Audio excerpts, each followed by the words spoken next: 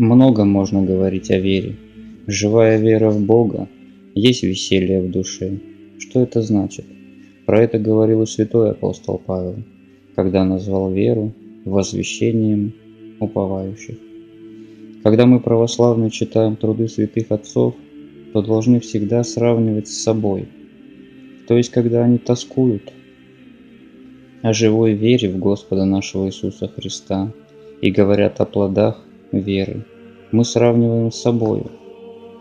Ясно усматриваем, что в нас этого нету.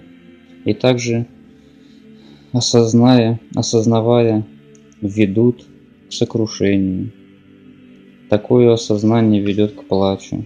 Ведь мы сразу вспоминаем слова Спасителя, который говорил, что верующие будут отличаться последующими знамениями, описанными апостолами, то есть плодами Духа Святаго.